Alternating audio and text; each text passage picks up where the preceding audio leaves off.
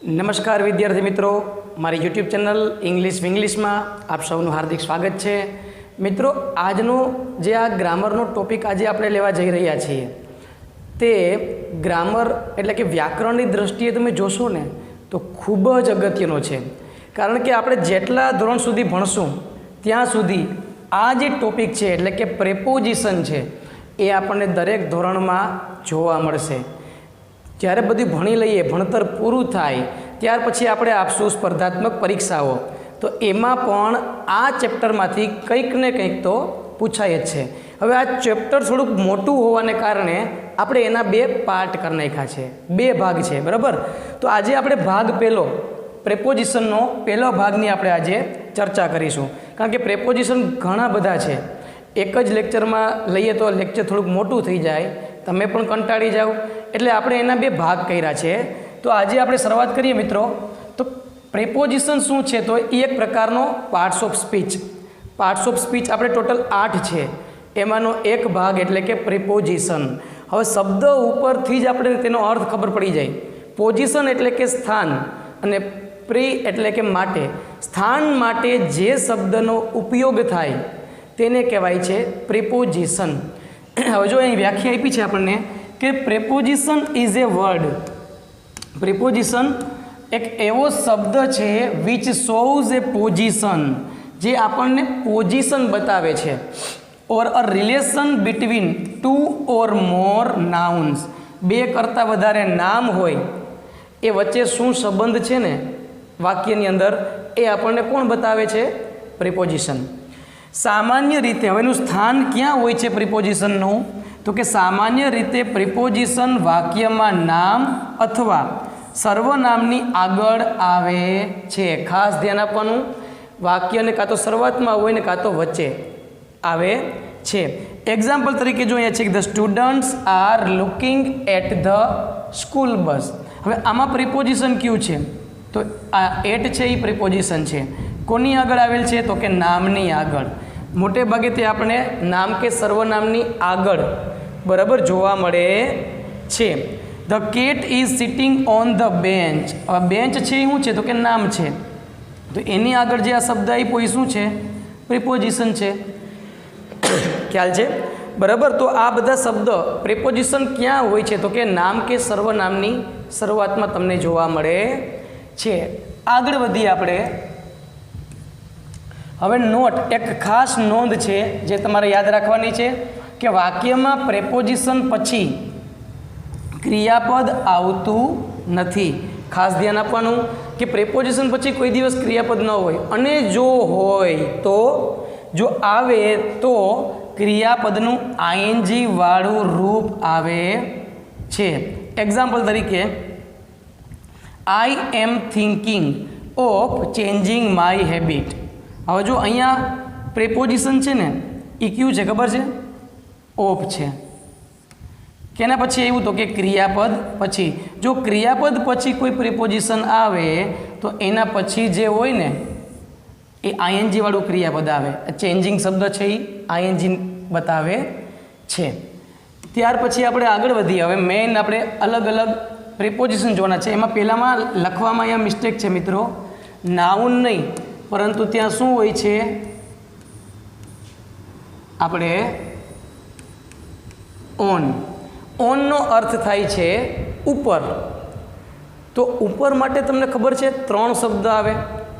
On એટલે ઉપર, above એટલે ઉપર, ઓવર એટલે ઉપર. ત્રણેયનો અર્થ તો એક જ છે, પણ ત્રણેયનો ઉપયોગ છે ને એ અલગ અલગ છે. તો આપણે એનો ડિફરન્સ સમજવો પડશે. તો વારાફરતી આપણે એક એક પછી એક પ્રેપોઝિશન સમજીએ. તો પહેલાં આપણે ચર્ચા કરીએ ઓનની. ઓન ક્યારે આવે? તો કે જ્યારે એક વસ્તુની ઉપર બીજી વસ્તુ રહેલી હોય અને બંને વસ્તુઓ એકબીજાને સ્પર્શ કરેલી હોય. સૌથી અગત્યની વસ્તુ આ છે, સ્પર્શ કરેલી હોય ને ત્યારે ઓન આવે. એટલે કે એક વસ્તુની ઉપર બીજી વસ્તુ, જેમ કે આ મારી હથેળી છે એની ઉપર મેં પેન મૂકી, તો બંને અડેલા છે કે નહીં? તો હું કહી શકું the pen is on my palm. Pen મારી હથેળી ઉપર છે, કારણ કે બંને એકબીજાને સ્પર્શ કરેલો છે, અડેલું છે, બરાબર છે, એટલા માટે ઓન આવે. જેમ કે આઈ વિલ કમ ઓન, પછી બીજું ક્યારે ઉપયોગ થાય જો એક છે એક્ઝામ્પલ આપ્યું છે the book is on the bench, કે બુક છે એ બેન્ચની ઉપર છે. હવે જ્યારે બુક બેન્ચની ઉપર હોય તો શું આમ હવામાં ટીંગાતી હોય કે અડેલી હોય? અડેલી હોય, એટલા માટે ઓન શબ્દ વાપરો છે. બરાબર, ક્યાં આવી ગયો? હા, ઓન. આ ધ છે, બરાબર, અહીંયા છે ઓન. આ બેન્ચ છે એવું છે નામ, એટલે કે નામની આગળ હંમેશા પ્રિપોઝિશન આવે. આઈ સીટ ઓન ધ ચેર, હું ખુરશી ઉપર બેસું છું. તો આપણે જ્યારે ખુરશી ઉપર બેસતા હોઈએ તો ખુરશીને અડીએ કે ના અડીએ, કે એમને ટીંગાતા હોય? અડીએ, એટલા માટે ઓન શબ્દ આવ્યો. હવે બીજો ઉપયોગ જુઓ મિત્રો ઓનનો, ક્યારે આવે છે? તો કે દિવસ, વાર, તહેવાર અને તારીખની આગળ ઓન આવે છે. કોઈ દિવસ હોય, કોઈ તહેવારનું નામ હોય, તારીખ આપેલી હોય તો તેની આગળ ઓન શબ્દ જોવા મળે છે. એક્ઝામ્પલ તરીકે I will come on Diwali, તો આ દિવાળી શું છે? તહેવાર છે, તો એની આગળ કયું પ્રિપોઝિશન આવ્યું? On. Gandhiji was Born on 2 October, શું છે આ? તારીખ છે, તો એની પહેલાં કયું પ્રિપોઝિશન આવે? On. We will visit Somnath on Sunday, અમે રવિવારે સોમનાથની મુલાકાત લેશું. સન્ડે તો કે આ શું છે? એક વાર છે, દિવસ કહેવાય, તો એની આગળ કયું પ્રિપોઝિશન આવે? ઓન. તો યાદ રાખવાનું છે ઓન છે એ એક વસ્તુની ઉપર બીજી વસ્તુ હોય અને બંને સ્પર્શ કરેલી હોય ત્યારે ઓન આવે. પછી દિવસ હોય, કોઈ વાર હોય, તહેવાર હોય અને તારીખ, તો તેના નામની આગળ પણ પ્રિપોઝિશન ઓન આવે છે. ત્યાર પછી આપણે નેક્સ્ટ સમજીએ મિત્રો એબોવ. એબોવ એટલે પણ શું થશે? ઉપર. પણ એનો ઉપયોગ અલગ રીતે છે. જો ક્યારે થાય એ સમજીએ આપણે, કે જ્યારે એક વસ્તુની ઉપર બીજી વસ્તુ રહેલી હોય અને બંને વસ્તુઓ એકબીજાને સ્પર્શ કરેલી ના હોય. સૌથી અગત્યની વસ્તુ આ છે, એકબીજાને અડેલી હોતી નથી ત્યારે, અને ઉપરની વસ્તુ પછી કેવી હોય છે? સ્થિર હોય, ત્યારે એબોવ શબ્દ આવે છે. હું તમને એક સિમ્પલ એક્ઝામ્પલ આપું. તમે ઘરમાં બેઠા હોય છો, તો તમે ઘરે જ્યારે બેઠા હોય ને ત્યારે ક્યારેક તમારા માથાની ઉપર પંખો હોય કે નહીં? એટલે કે તમે પંખાની એક્ઝેક્ટ નીચે બેઠા હોય તો શું પંખો તમારા માથાને અડીને ફરે છે? નહીં ને. તમારા માથાની ઉપર છે પણ એ અડેલો નથી. અડેલો હોય તો ઓન આવે, આ અડેલો નથી પણ એ એની જગ્યાએ સ્થિર તો છે ને, ભલે ઓમ ફરે છે પણ એક જ જગ્યાએ ફરે છે, એટલે કયો પ્રિપોઝિશન આવશે? Above. The fan is above our heads, કે આપણા માથાની ઉપર પંખો છે. The tubelight is over the board, ધારો કે આ બોર્ડ છે એની ઉપર ટ્યુબલાઇટ હોય તો બંને કંઈ એકબીજાને અડેલી ના હોય છતાંય ઉપર તો છે, માટે કયો શબ્દ આવે? ઓવર આવે છે. એબોવ શબ્દ આવશે. અહીંયા કયો શબ્દ આવશે? એબોવ. ઓવર અને પછી જોવાનું છે આપણે એબોવ ધ બોર્ડ. લિમિટની ઉપર એવું જ્યારે દર્શાવવું હોય ત્યારે પણ એબોવ શબ્દનો ઉપયોગ થાય છે. બરાબર, લિમિટ એટલે કે મર્યાદા, કે આ 80% કરતાં વધારે એવું કહેવું હોય જ્યારે.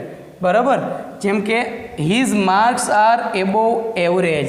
જો એબોવ શબ્દ આવ્યો કે તેના માર્ક્સ છે ને એવરેજ કરતાં વધારે છે, એટલે લિમિટ કરતાં બહાર છે. જ્યારે આ પ્રકારનો આપણે વાત કરવી હોય ત્યારે કયા પ્રિપોઝિશનનો ઉપયોગ થાય છે? એબોવ. આ એના ઉપયોગ હતા ઓન, એબોવ. હવે ત્રીજું ઓવર. તો ઓવરનો ઉપયોગ ક્યારે થાય છે? તો કે જ્યારે એક વસ્તુની ઉપરથી બીજી વસ્તુ પસાર થતી હોય, એટલે કે અયડા વગર નીચેથી ઉપર આમ પસાર થઈ જતું હોય ને ત્યારે ઓવર શબ્દનો ઉપયોગ થાય છે. તમે જો શબ્દ સાંભળ્યો હશે ઓવરબ્રિજ. આમ નદી વહેતી હોય ને અને એની ઉપરથી આમ બ્રિજ પસાર થતો હોય ને, તો એને કહેવાય છે ઓવરબ્રિજ. ખ્યાલ આવે? ટૂંકમાં એક છેડેથી બીજે છેડે જ્યારે કોઈ વસ્તુ જતી હોય પસાર થઈને ત્યારે ઓવર શબ્દનો ઉપયોગ થાય છે. એક્ઝામ્પલ તરીકે the horse jumped over the wall. એક દિવાલ છે એની ઉપરથી ઘોડો કૂદકો મારીને જાય છે, તો ઉપરથી તો જાય છે એટલે ઉપર શબ્દ તો આવ્યો. બરાબર, પણ એ અહીંયા સ્થિર નથી, પસાર થઈ જાય છે, અને જ્યારે પસાર થઈ જતો હોય ત્યારે ઓવર શબ્દ આવે. The birds are flying over the tree. પક્ષીઓ છે એ વૃક્ષો ઉપરથી પસાર થઈને ઉડી રહ્યા છે, એટલે કે વૃક્ષની ઉપર નથી પણ પસાર થઈ જાય છે, એટલા માટે કયો શબ્દ આવ્યો? ઓવર. તો તો આ ત્રણેય વચ્ચેનો ડિફરન્સ તમને ખ્યાલ આવી ગયો. ઓનમાં બંને વસ્તુઓ અડેલી હોય છે, એબોવમાં એકબીજાને અડ્યા વગર હોય છે, અને ઓવરમાં નીચેથી બીજી વસ્તુ ઉપરથી આમ પસાર થઈ જતી હોય છે. આ ત્રણ વચ્ચેનો માઇનોર ડિફરન્સ છે. ચાલો તો હવે આપણે નેક્સ્ટ જોઈએ મિત્રો. ત્રણ પ્રિપોઝિશન પૂરા કર્યા પછી ચોથું ઇન. તો આમાં પણ બે શબ્દ એવા છે જેમાં માઇનોર ડિફરન્સ છે, ઇન અને ઇન્ટુ. પિન્ટુનો ભાઈ ઇન્ટુ, બરાબર છે. તો બંને વચ્ચે તફાવત શું, ચાલો સમજીએ આપણે. તો ઇન ક્યારે આવે? જ્યારે એક વસ્તુની અંદર બીજી વસ્તુ રહેલી હોય ત્યારે ઇનનો ઉપયોગ થાય છે. ઓલરેડી પહેલેથી જ એક વસ્તુની અંદર બીજી વસ્તુ હોય ત્યારે ઇન આવે છે. જો બહારથી કોઈ વસ્તુ અંદર જતી હોય ને ત્યારે ઇન કોઈ ક્યારેય આવી શકે નહીં, જેનું ખાસ ધ્યાન આપવું. પહેલેથી જ જ્યારે એક વસ્તુની અંદર બીજી વસ્તુ રહેલી હોય, બરાબર. ફોર એક્ઝામ્પલ, આ પેન મારા ખિસ્સામાં છે ને, તો હું એમ કહીશ અત્યારે the pen is in my pocket, કે મારા ખીચામાં પેન છે, બરાબર છે. એ પહેલેથી જ રહેલી હોય. એક્ઝામ્પલ તરીકે the book is in the bag, કે બુક છે એ બેગની અંદર છે. The toys are in the box, રમકડાઓ બોક્સની અંદર છે. અંદર રહેલી વસ્તુનો નિર્દેશ કરે છે આ પ્રિપોઝિશન, બરાબર છે. અને પ્રિપોઝિશન પછી હંમેશા શું આવશે? નાઉન અથવા પ્રોનાઉન. બીજો ઉપયોગ શું છે ઇનનો? તો કે કોઈ બહુ મોટું બધું સ્થળ હોય કે મોટું સિટી હોય, પછી કોઈ ઋતુ હોય, તેમજ દિવસના ભાગ દર્શાવવા માટે ઇનનો ઉપયોગ થાય છે. ખાસ યાદ રાખજો, કોમ્પિટિટિવ એક્ઝામમાં આવું સૌથી વધારે પૂછે છે. શું કહે છે? મોટું સ્થળ, ઋતુ તેમજ દિવસના ભાગ દર્શાવવા માટે ઇનનો ઉપયોગ થાય છે. જેમ કે વી ફીલ કોલ્ડ ઇન વિન્ટર, આપણે શિયાળામાં ઠંડી અનુભવીએ છીએ. આવા વિન્ટર છે એ શું છે? તો કે ઋતુ. તો એની આગળ ઇન શબ્દ આવે છે. સી લીવ્સ ઇન મુંબઈ, આ મુંબઈ શું છે? તો કે મોટું સ્થળ એટલે કે સિટી. એની આગળ ઇન શબ્દ આવે છે કે તે મુંબઈમાં રહે છે. I gets up early in the morning, તો આ મોર્નિંગ શબ્દ છે એ શું છે? તો કે દિવસનો એક ભાગ છે. સવાર, બપોર, સાંજ, બરાબર. તો ત્યારે પણ શબ્દ કયો આવ્યો? ઇન આવ્યો ને. તો દિવસના જે ભાગ છે ને, મોર્નિંગ, ઇવનિંગ અને હજી એક શબ્દ છે આફ્ટરનૂન, તેની આગળ જ ઇન આવે છે. જુઓ, એક્ઝેક્ટ બપોર વાગ્યા હોય ને 12 અને રાત્રિના એક્ઝેક્ટ 12 થયા હોય ને ત્યારે કોઈ દિવસ ઇન શબ્દ આવે નહીં. તો ત્યારે શું આવશે એ આપણે નેક્સ્ટ જ્યારે પ્રિપોઝિશન આવશે ત્યારે ચર્ચા કરીશું, બરાબર. અને રાત્રિના નામની આગળ એટલે કે નાઇટની આગળ પણ ક્યારેય ઇન આવતો નથી, ધ્યાન રાખજો. ખાલી સવાર, બપોર અને સાંજ, મોર્નિંગ, આફ્ટરનૂન અને ઇવનિંગ, એની આગળ જ ઇન શબ્દ આવે છે. તો ચલો આની ચર્ચા પૂરી કર્યા પછી ઇન્ટુ. હવે ઇન અને ઇન્ટુમાં શું તફાવત છે મિત્રો જોઈએ. તો કે ઇનમાં આપણે ચોખવટ કરી હતી કે ભાઈ પહેલેથી જ એક વસ્તુની અંદર બીજી વસ્તુ રહેલી હોય ને ત્યારે જ ઇન આવે. અને ઇન્ટુમાં શું હોય છે? જુઓ, જ્યારે એક વસ્તુની અંદર બીજી વસ્તુ દાખલ થતી હોય, અંદર હોય નહીં પણ બહારથી અંદર આવતી હોય ત્યારે ઇન્ટુનો ઉપયોગ થાય છે ને. એકદમ સિમ્પલ. ઓલું પહેલેથી અંદર જ હોય તો ઇન, અને બહારથી અંદર આવતું હોય તો ઇન્ટુ. ક્લિયર? ધ ટીચર કેમ ઇન્ટુ ધ ક્લાસ, શિક્ષક વર્ગખંડમાં આવ્યા. હવે ક્લાસમાં હતા નહીં, આવ્યા. તો આવ્યા ક્યાંથી? એ બહારથી જ અંદર આવ્યા ને. તો ત્યારે ઇન શબ્દ વાપરી ન શકાય. શું આવે? ઇન્ટુ. કારણ કે એ ગતિ બતાવે છે. શું બતાવે? ગતિ. I through stone into the વેલ, કે મેં કૂવામાં પથ્થર ફેંક્યો. હવે હું કોઈ પથ્થર ફેંકીશ તો એ ગતિમાં જશે કે નહીં? અને બહારથી અંદર જશે કે નહીં? બહારથી અંદર જતી હોય અને એ વસ્તુ ગતિમાં હોય ત્યારે હંમેશા ઇન્ટુ જ આવે ને આવે, ભૂલવાનું નહીં. ચલો, ઇન અને ઇન્ટુની જોડી પૂરી કરી. ત્યાર પછી આગળ એવી જોડીઓ જોતા જઈએ આપણે. બિટવીન. તો બિટવીન આરે બીજી જોડી કઈ છે ખબર? બે છે ખરેખર. બિટવીન, અમોંગ અને અમિડ. આ ત્રણેય શબ્દ આપણે વારાફરતી સમજવાના છે કે શું તફાવત છે. તો પહેલાં આપણે બિટવીનની ચર્ચા કરીએ કે બિટવીન ક્યારે આવે? તો કે જ્યારે બે વ્યક્તિ કે વસ્તુની વચ્ચે, સાંભળજો, ચોખવટ આપી છે બે વ્યક્તિ કે વસ્તુની વચ્ચે કોઈ વ્યક્તિ કે વસ્તુ રહેલી હોય. કેટલાની વચ્ચે વાત થઈ? બેની. બે વ્યક્તિ કે વસ્તુની વચ્ચે કોઈ વ્યક્તિ કે વસ્તુ રહેલી હોય તો તે દર્શાવવા માટે બિટવીનનો ઉપયોગ થાય છે. આ વસ્તુ ક્લિયર છે કે બિટવીનનો ઉપયોગ ક્યારે થાય? ઓકે, ચાલો એક્ઝામ્પલ દ્વારા સમજીએ. The ball is between the two boxes. જો એ સ્પષ્ટ આપ્યું છે કે બે બોક્સની વચ્ચે બોલ છે, બેની વચ્ચે હોય ત્યારે હંમેશા શું આવે? બિટવીન આવે. C set between her parents. તો તમને એમ થશે કે આમાં બેનો ઉલ્લેખ ક્યાં છે? આમાં બેનો ઉલ્લેખ છે. જુઓ, શબ્દ વાપરો છે આપણને પેરેન્ટ્સ. પેરેન્ટ્સનો અર્થ થાય માતા પિતા. જો ખાલી પેરેન્ટ હોત તો કા માતા કા પિતા, પણ પેરેન્ટ્સ છે એટલે બંને, એટલે બે થયા કે નહીં? તો C set between her parents, કે તે તેના માતા પિતા વચ્ચે બેઠી. તો માતા પિતા વચ્ચે એટલે બે થયા કે નહીં? તો બે હોય તો શું આવે? હંમેશા બિટવીન આવે. ક્લિયર છે? ઓકે, ત્યાર પછી અમોંગ જોઈએ. હવે આવે છે અમોંગ. અમોંગ એટલે પણ વચ્ચે થાય, પણ મેં તમને કીધું કે તફાવત છે બેમાં. શું?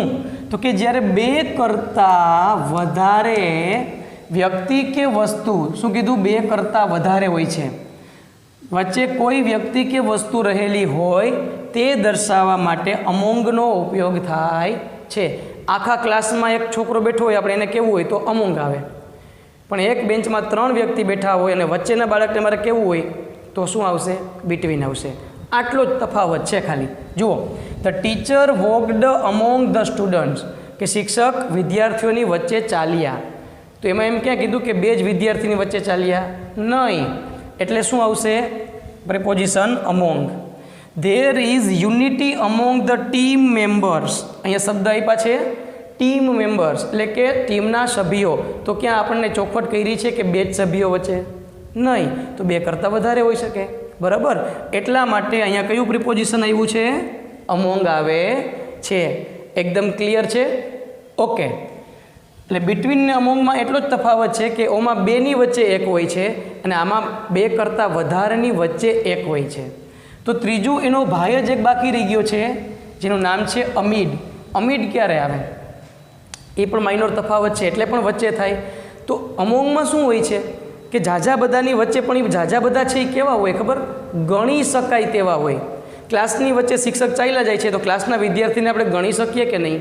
બરાબર, એટલે અમોંગ આવ્યું છે. અને અમીડમાં કેવું હોય છે તો કે ન ગણી શકાય એવી વસ્તુઓ વચ્ચે કોઈ રહેલું હોય, ન ગણી શકાય એટલે કે અનકાઉન્ટેબલ, એની વચ્ચે કોઈ વસ્તુ રહેલી હોય તે દર્શાવવા માટે અમીડનો ઉપયોગ થાય છે. જો શું કહે છે કે જ્યારે અસંખ્ય એટલે કે ગણી ન શકાય તેવી વસ્તુઓની વચ્ચે એક વસ્તુ રહેલી હોય તે દર્શાવવા માટે અમીડનો ઉપયોગ થાય છે. એક્ઝામ્પલ દ્વારા વધારે સમજીએ આપણે કે C stood amid the crowd. હવે ટોળામાં કોઈ દિવસ કંઈ ગણી શકાય નહીં, બરાબર? 10 જણા ઊભા હોય તો આપણે ગણી શકીએ. 10 જણામાં ટોળું તો બહુ મોટું બધું હોય છે. તો આવા ઓમ 1 2 3 એમ ગણી શકીએ, પણ એ અશક્ય છે, બરાબર છે? એટલા માટે આમાં કયું આવે છે? અમીડ આવે. આમાં અમોંગ લખી શકાય નહીં. She stood amid the crowd, કે તે ટોળાની વચ્ચે ઊભી છે. The flower bloomed amid the bushes. Bushes એટલે ઝાડી. ઝાડી નહીં હો, કોઈક મારશે. ઝાડી, કાંટાળી ઝાડી હોય તેને ગણી શકાય નહીં, પણ એની વચ્ચે શું થયું હતું કે ફૂલ છે એ ખીલું છે એની વચ્ચે. તો અમોંગ શબ્દ આવી શકે નહીં, કારણ કે અમોંગ તો કાઉન્ટેબલની આગળ જ આવે. આ અનકાઉન્ટેબલ છે, એટલે અમીડ પ્રિપોઝિશનનો ઉપયોગ થાય છે. ચાલો, તેના પછી આ ત્રણેય ભાઈઓ પૂરા. હવે વિથ અને વિધાઉટ. વિથ એટલે સાથે, બરાબર છે? સિમ્પલ છે. વિથ પ્રિપોઝિશનનો ઉપયોગની સાથે અથવા વડે તેવું દર્શાવવા માટે થાય છે. શું કહે છે કે આ વિથ નામનું જે પ્રિપોઝિશન છે એનો ઉપયોગ ની સાથે અથવા તો વડે તેવું દર્શાવવા માટે થાય છે. કોઈ નિર્જીવ વસ્તુ સાથે આપણે કામ કરતા હોય, બરાબર છે, ત્યારે મોટે ભાગે વિથનો ઉપયોગ થાય છે. તો આપણે એક્ઝામ્પલ સમજીએ. આઈ એમ ઓલવેઝ વિથ યુ. હું હંમેશા તમારી સાથે જ છું. તો સાથે શબ્દ છે એટલે શું આવશે? વિથ. અને કોઈ પણ પ્રિપોઝિશન છે એ કોના સાથે હોય છે? હંમેશા નાઉન અથવા પ્રોનાઉન. અહીંયા યુ છે એ શું છે? પ્રોનાઉન છે. બીજું, he cut the fruit with a knife, કે તેણે છરીથી ફ્રૂટને કટ કર્યું. તો છરીથી એટલે મેં તમને કીધું હતું કે કોઈ નિર્જીવ વસ્તુથી જ્યારે કામ કરતા હોઈએ ત્યારે પણ કયું પ્રેપોઝિશન આવે છે? વિથ. ભૂલવાનું નહીં. I went to school with my brother, હું મારા ભાઈની સાથે શાળાએ ગયો. તો સાથે શબ્દ, બરાબર. વિથ એટલે બીજું શું થાય? સાથે, બરાબર. અને અહીંયા વિથનો અર્થ શું થાય ખબર છે? વડે, છરી વડે ફ્રૂટ કટ કર્યું. તો આ હતો વિથનો ઉપયોગ. તેના પછીનું પ્રિપોઝિશન જોઈએ મિત્રો, વિધાઉટ. વિથનું ઓપોઝિટ વર્ડ છે. વિથ એટલે સાથે, તો વિધાઉટ એટલે ના સિવાય અથવા તો વગર, બરાબર છે.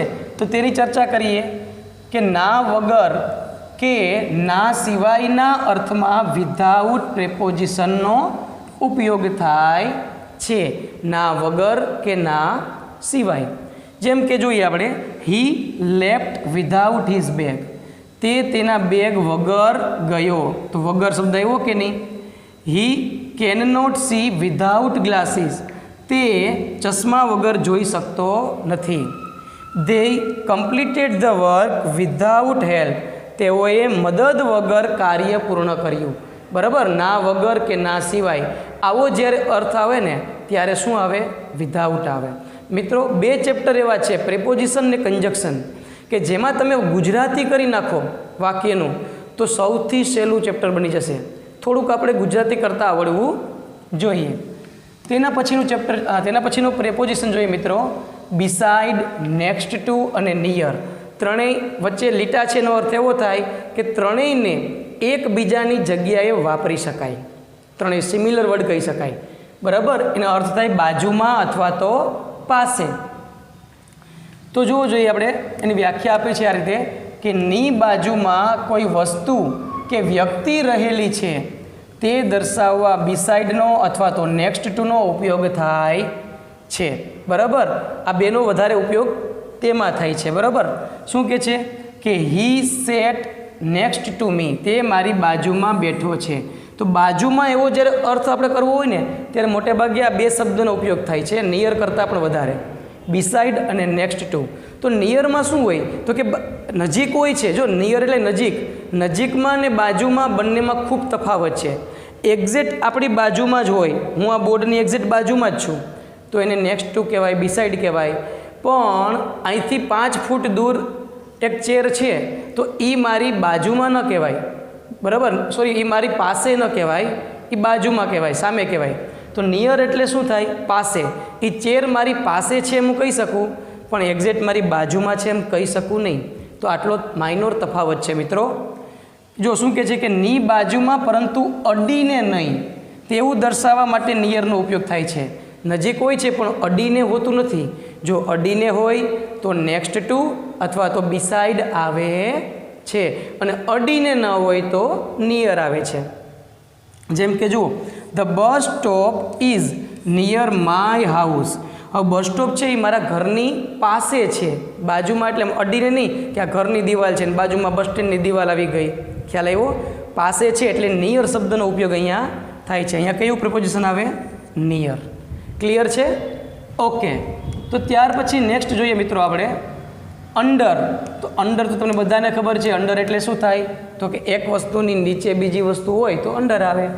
જ્યારે એક વસ્તુની નીચે બીજી વસ્તુ રહેલી હોય તો અંડરનો ઉપયોગ થાય છે. એક્ઝામ્પલ તરીકે, put your legs under the table, કે તમારા પગ છે એ ટેબલની નીચે મૂકો. The cat is sitting under the table, table નીચે એક બિલાડી બેઠી હોય તો એમ કહેવાય the cat is sitting under the table. તો આ તો બહુ સિમ્પલ છે અંડરનું સમજવું. ત્યાર પછી નેક્સ્ટ પ્રિપોઝિશન જોઈએ મિત્રો આપણે બિલો. તો બિલો એટલે શું થાય ખબર? તળિયું થાય. ખાસ કરીને તળિયે કોઈ વસ્તુ રહેલી હોય અથવા તો નીચે અંડરગ્રાઉન્ડમાં ત્યારે મોટે ભાગે બિલો શબ્દ યુઝ કરે છે. આપણે જોઈએ એક્ઝામ્પલ કે ની નીચે પરંતુ અડીને નહીં અને સ્થિર સ્થિતિમાં છે તો બિલો આવે. ની નીચે હોય પણ અડીને નહીં, સ્થિર સ્થિતિમાં હોવું જોઈએ, બરાબર. ઉપર દુકાન હોય ને નીચે મકાન હોય તો એ બિલો શબ્દ યુઝ કરાય. અથવા અંડરગ્રાઉન્ડ પાર્કિંગ હોય છે, તમને ખબર છે, તો એના માટે બિલો શબ્દ આવે છે. જુઓ, the sun set below the Horizon. Horizon એટલે શું થાય? ક્ષિતિજ. તો સૂર્ય છે એ ક્યાં અસ્ત થાય છે? તો ક્ષિતિજની નીચે.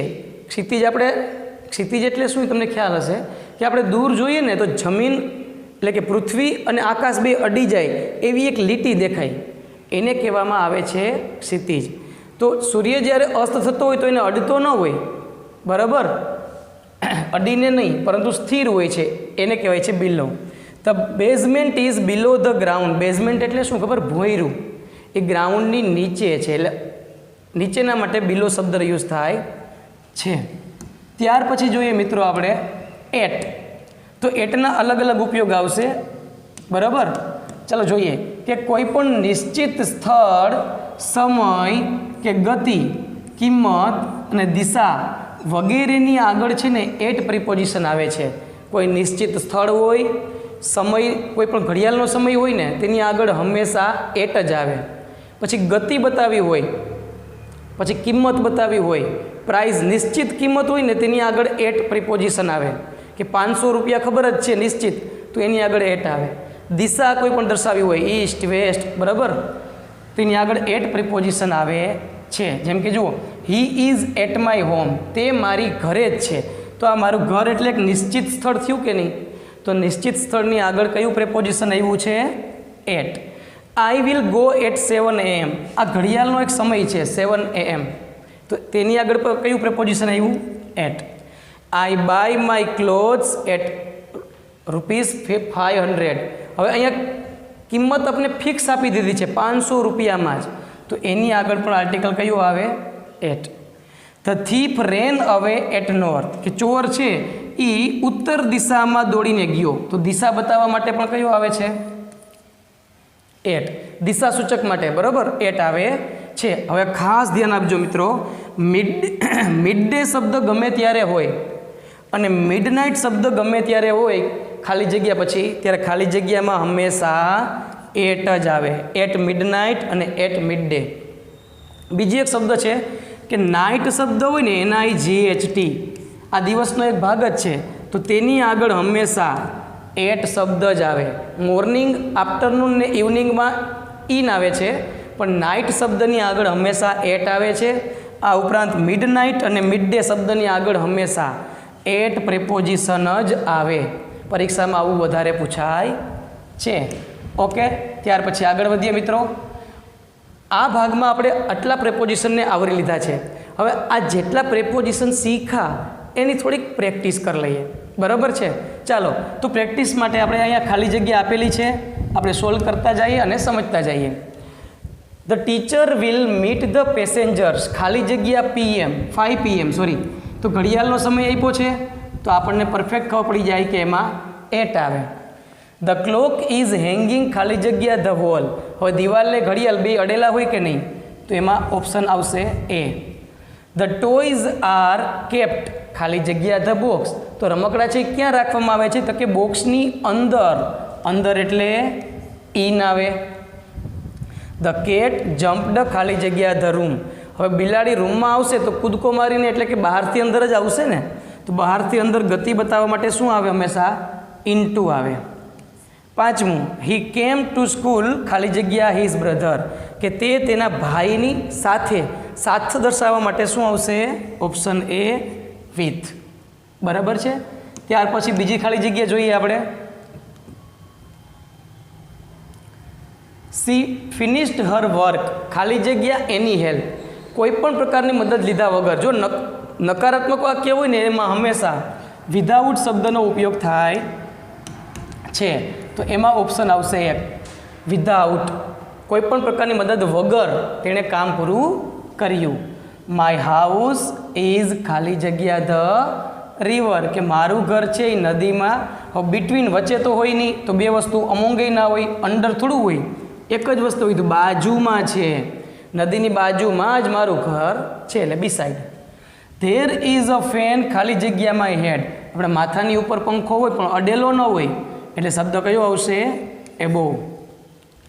ધ શોપ ઇઝ, ખાલી જગ્યા the school and the temple. બે વસ્તુની વચ્ચે તરત જ ખબર પડી જાય કે ઓપ્શન એ આવે, between.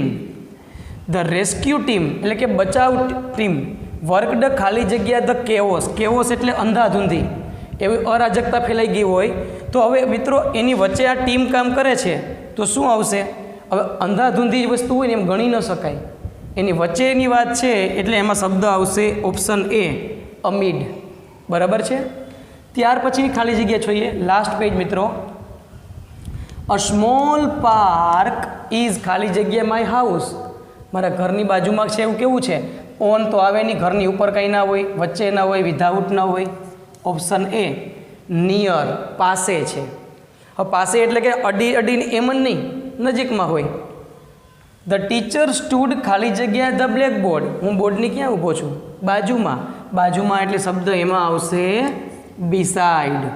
My father is waiting ખાલી જગ્યા ધ બસ સ્ટોપ, કે મારા પિતાજી છે એ બસ સ્ટોપે રાહ જોવે છે, એટલે કે નિશ્ચિત સ્થળ થઈ ગયું. અને નિશ્ચિત સ્થળ થાય એટલે હંમેશા શું આવે? એટ આવે.